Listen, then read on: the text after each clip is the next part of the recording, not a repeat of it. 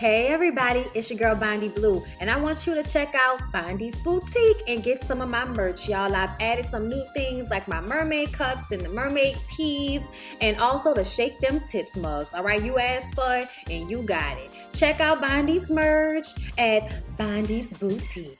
Hey everybody, what's up? It's your girl Bondy Blue, and I am back for another Love and Hip Hop New York review, you guys. And this recap review is brought to you by Oh Me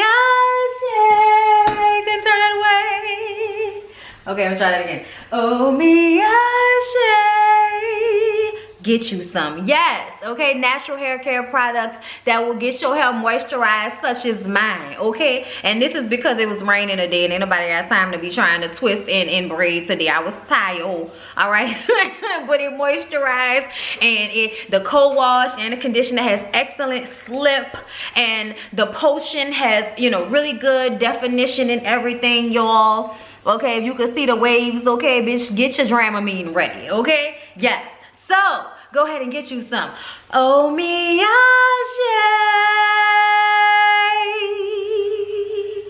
okay? All right, let's get into my notes. So the episode started off, okay, hold on, before I get into that, everybody kept asking me what foundation I've been using lately, and this is Fenty. This is Fenty's foundation. It has really great coverage, like you don't need a concealer with it at all. The only thing is that the color was a little light for some reason, so I have to use like a whole bunch of, you know, darkening and shit like that and contouring to try to make it blend as best as I can. But sometimes, you know, with the light, it just still feels like it's not right. Just still feels like it's not right. Let me tone it. Okay, that feels better.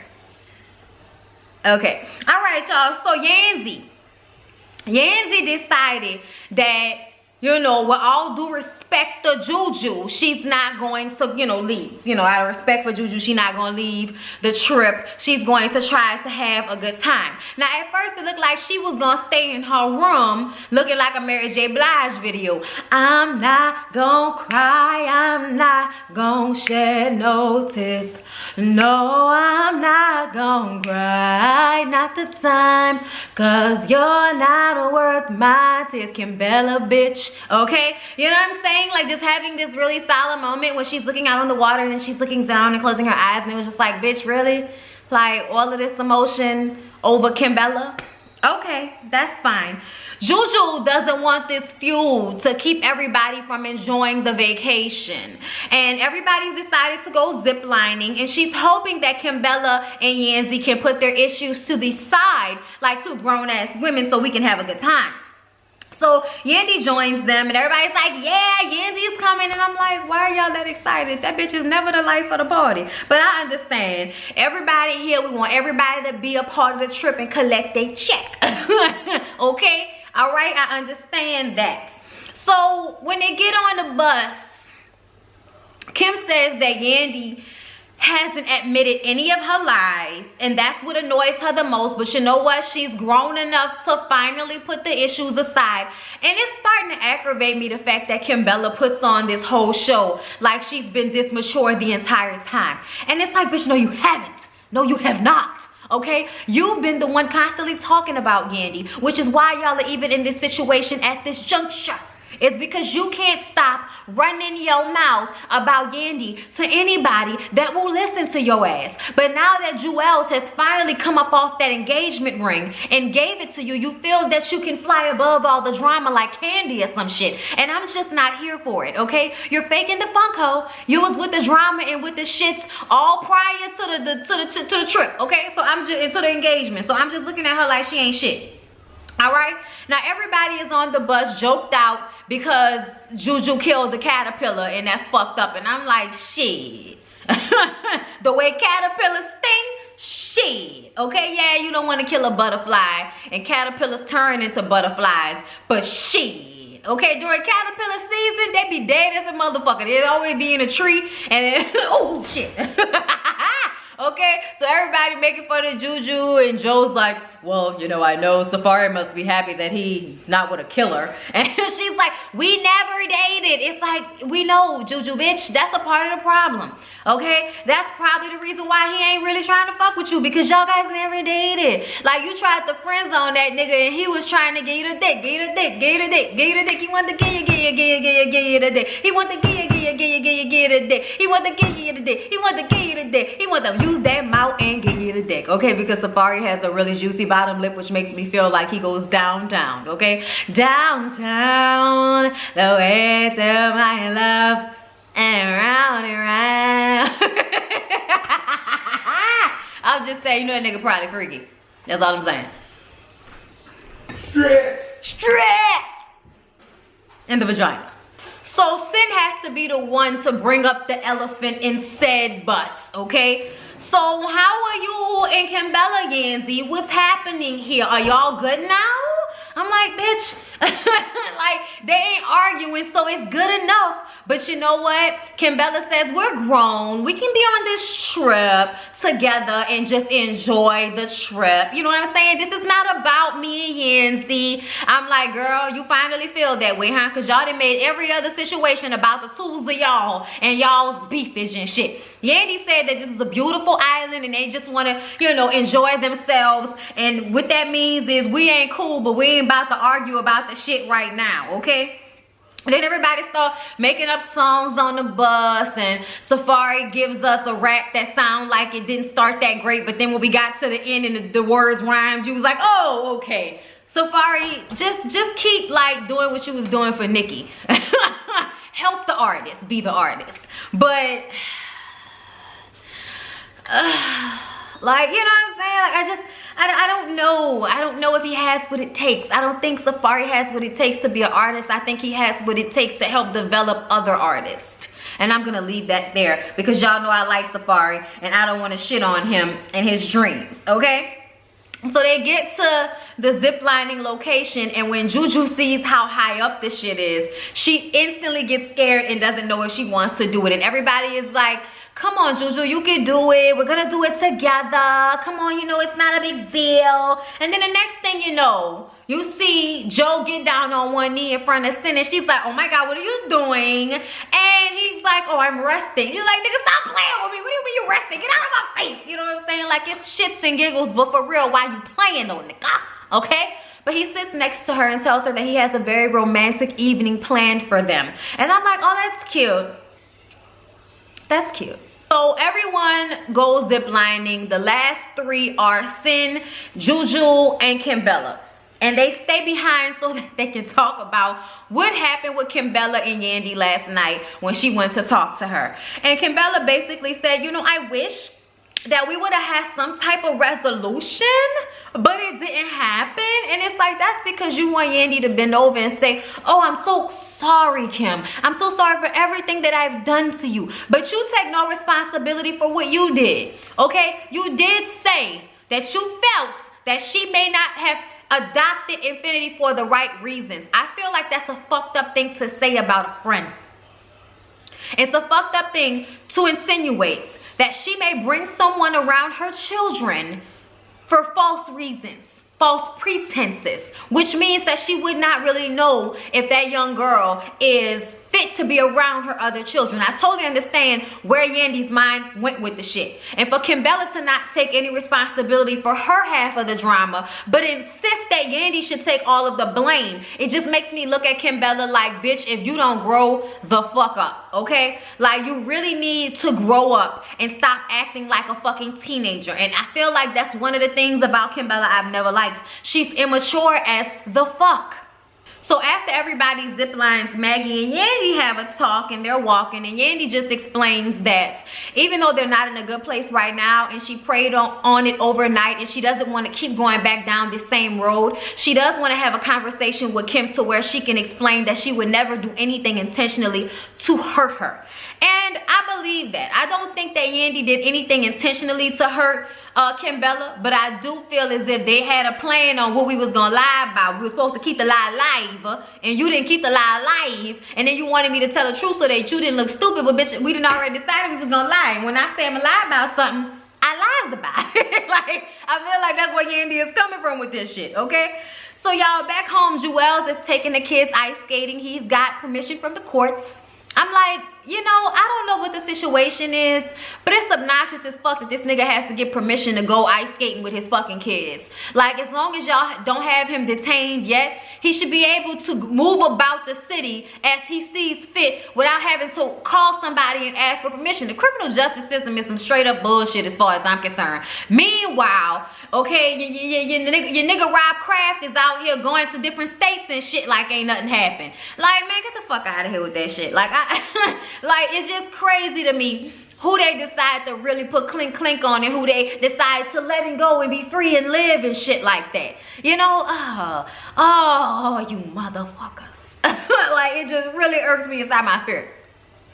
So Kimbella gets on the phone with Juelz, and I don't understand why they have to FaceTime, why they couldn't have a conversation over speakerphone so that they can actually have said conversation. But because they were on FaceTime and wherever Kimbella was, you know, obviously the connection wasn't great, so she kept going in and out. But the basis of the conversation was once again Yandy. And Juelz just wants them to get past it because he remembers when Mendices first went to jail, they were very helpful and supportive to Yandy during that time. And now that Juelz is about to go away, he wants, you know, Kimbella to have that same support system. And Yandy was offering that help, but Kimbella didn't want that help. Okay? And he's like, I really wish that y'all could just deal with it and, you know, get past whatever the fuck the issues is. All right? But because they can't really finish the conversation, they just gotta go ahead and talk about it at a later date. And I just kind of feel like, Kimbella, as much as you say that, you know, you're a grown person and you can let this go, why is it that the only thing you have to talk about with your man who you've been apart from for almost a week and your children, why is the only thing on your mind to talk about is Yandy? Okay, let's just go ahead and move on because I ain't got time. So Maggie and Mano have this really beautiful romantic dinner on the beach. He has this whole thing set up for her, and Maggie goes and changes her wig, and she comes down and she's like, what is this? I'm like, bitch, a romantic dinner on the beach. Is you blind? I was just, you know, when people ask dumbass rhetorical questions, like, we get it. She's trying to understand, is this an apology or is this just a way to try to glaze over the issue? I got you, Maggie girl. I know, I'm just being stupid. So anyway, so they sit down and Mano gives one of the most heartfelt apologies and explanations I think I've ever seen on this fucking show. Okay, first of all, he tells her he apologizes because he did not mean for it to seem like he didn't believe in her. But based off of the way she's moved previously, it didn't seem like the music was that much of a real passion for her. It didn't seem like it was a thing, you know, in the front of her mind throughout their years of being together. And she says, you know, I understand all of that, but I need help. You know what I'm saying? Like, I need help with my music career. I've always done it myself, but I need you to help me. I need a team in order to get to a place where you feel like I'm actually showing you some progress. And he was like, you got that, you got that. And then he gets into how he feels as if he's come off hard. He's maybe been harsher with her than he should have, said things that he shouldn't have said in a certain way, and just not shown her the type of compassion that she deserves.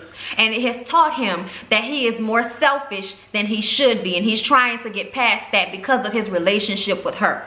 Because of his relationship with Maggie, Mano is becoming a better man. And see, that is what I like about Maggie, because you can tell that Mano is a better person because of who Maggie is. Because in all honesty, we all know that Mano was a fuckboy, okay? Mano was out here acting crazy and shit. But his relationship with Maggie has brought him down to earth for all of us who are watching, okay? So I totally understood what he was saying when he was getting emotional about the fact that she has changed him for the better.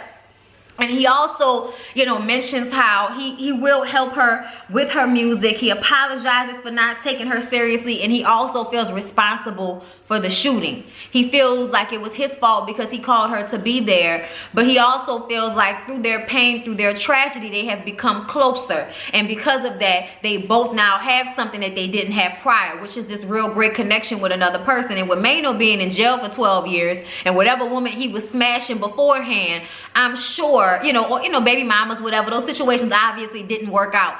And for him to now have this situation with Maggie that is so different for him in his life, I enjoyed that moment.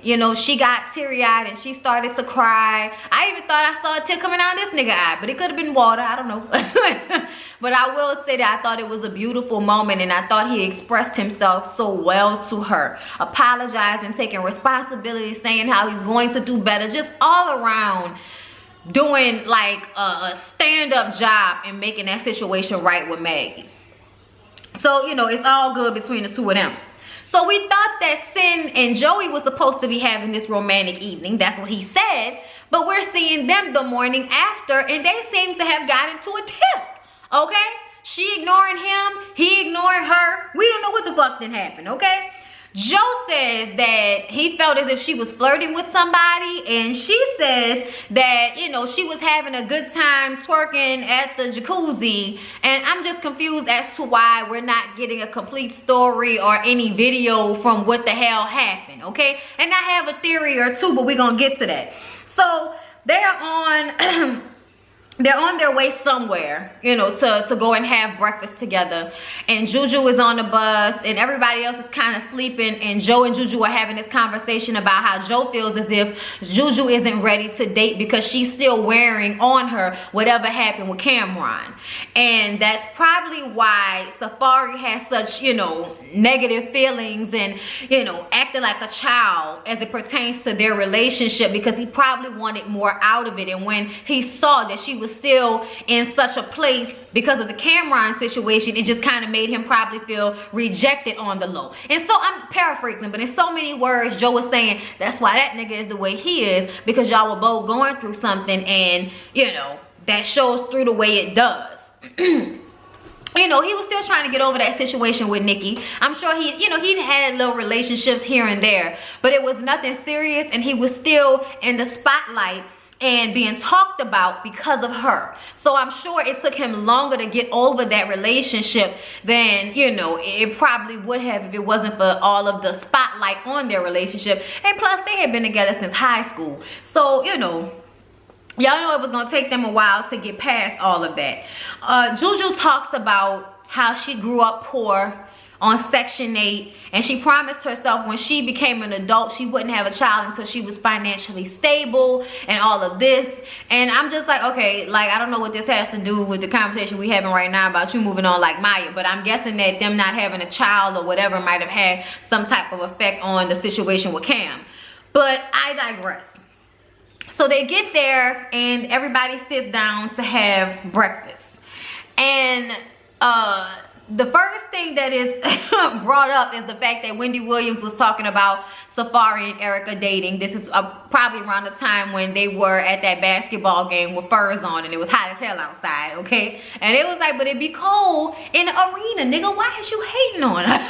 Like, look, bruh, we always looking at them like, okay, but you know what? Whatever. I ain't gonna hate on it. And he says they're in the process of building something, he and Erica. And Juju says that Wendy brought her up as well, because Wendy was like, well, what about Juju? And Juju was like, me and Safari were never together. It's like, girl, you do not have to keep saying that. We do understand, okay? Wendy might not have understood at the time, but we all know that nothing happened between you and Safari. We get it, okay? We understand for the 100th time. So then, once again, Sin says, okay, y'all are friends, but is he a good friend? I'm like, she's called him a bad friend on this trip at least 10 fucking times. Why are you even asking them that, Sin? Sometimes I feel like Sin just be being fucking messy for no reason, all right? Just to try to not to have to worry about the fact that she and Joe are sitting across the table from one another, rolling eyes and shit. She throwing subliminals. Joe is over it. He's got a bad attitude. It's just too much. Everyone is talking about their relationships and the growth they've had, and everyone starts to notice this tension between Sin and Joe. Nobody knows what's going on, but you know what? we gonna just table that for the moment. So Safari asked for Juju to come and take a walk with him so that they can have a conversation on their own. And she says that she feels like he's been a bad friend because she would check up on him and he wouldn't check up on her. And you know what, Juju, I do understand that feeling. I have a lot of times been the person that reaches out to my friends or people who I consider my friends, and they don't really do the same for me. So as I've gotten older, sometimes I just kind of be like, say, bro, you ain't thinking about me, I ain't thinking about you. Like, it's the way it is. Like, fuck it at this point. You know, I ain't at home alone. So okay, you know what I'm saying, whatever. But I understand where Juju is coming from, and Safari says, you know what, you are right about that, but there are times when he gets into a bag and he feels the need to just cut himself off from everybody. And probably that's the, you know, the reason why he can be awkward and childish in front of people is because he's been dealing with a lot of shit, and it's like a defense mechanism. And I'm like, you can tell.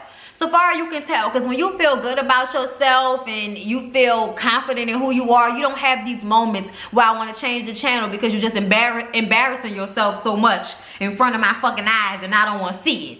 But I think that a part of the situation is when he got with Erica, they probably were like insulating their situation and he didn't want to tell anybody about it. They probably just didn't want to talk to people because they didn't want to have to, you know, also, what's going on with you? Nothing. Like, you know, like they just kind of probably wanted to be together without all of the outside distractions, which I understand.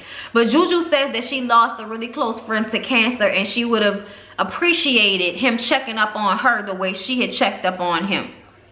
So, you know, when he said he shut down, she was like, well, you can't shut down because there are people who care about you. So they seem to have some understanding, but that friendship ain't never gonna be, you know, what they thought it was. So please, let's just let it go and have no further conversation about it. Like, Lord have mercy.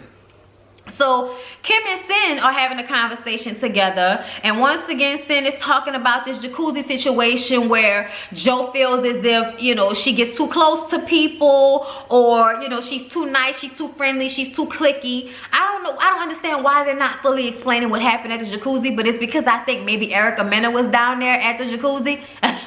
Okay, and maybe Sin was there and there was some good times and drinks and twerking, and Joe felt some type of way because he thought that she wasn't going to be there, but here she is with, you know, the two ex-girlfriends together. Look, let me tell you something. That shit was cute and all of that, but that was years ago, and they have been around each other numerous times on television shows in front of people since then. So why Erica and Sin being around each other is still a fucking issue, I do not know.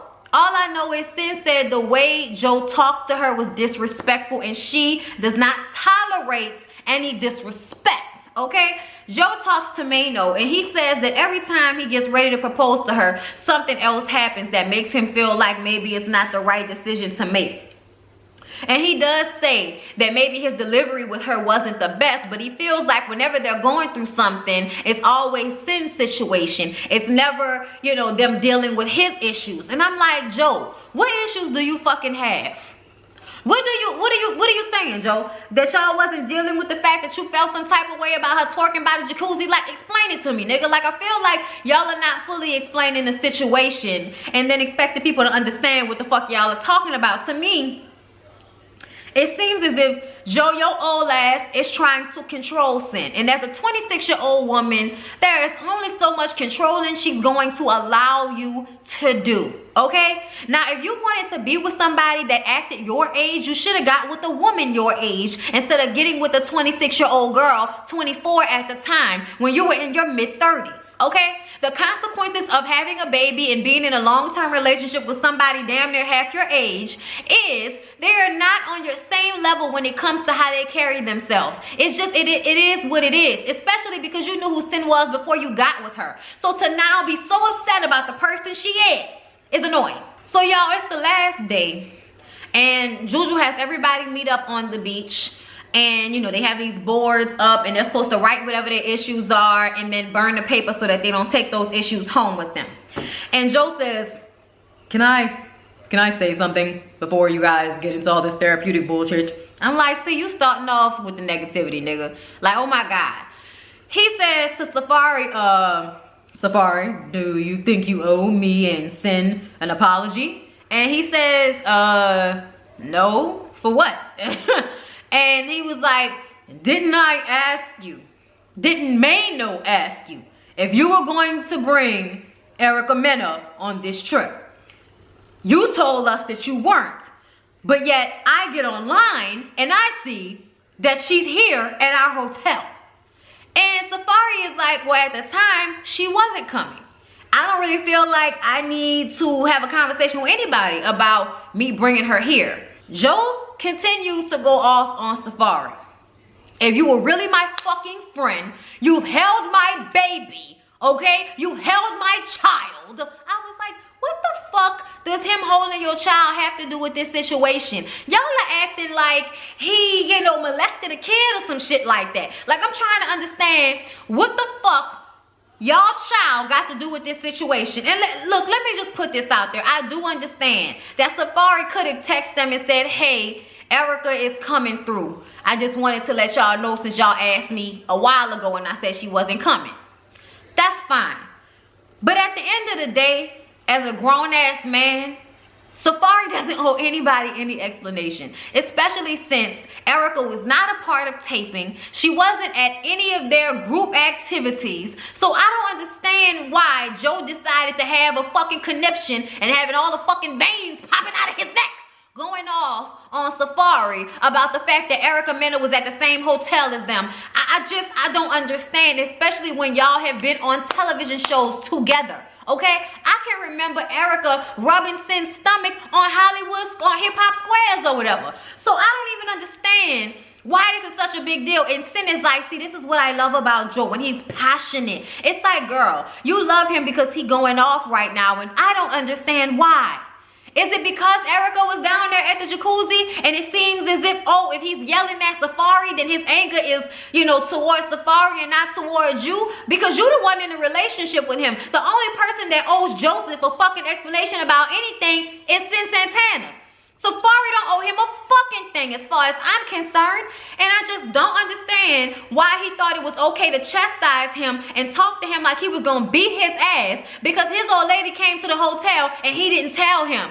Like, the only reason Joe was talking to Safari like that is because he knows Safari ain't gonna give him that action like that. But if it was Mayno or anybody else that's ignorant enough to stab your fucking ass, then it wouldn't have even been all of this, which annoys me about Joe. Because I feel like you a controlling ass old man that because you can't control your 26-year-old woman, you want to try to control this grown ass man.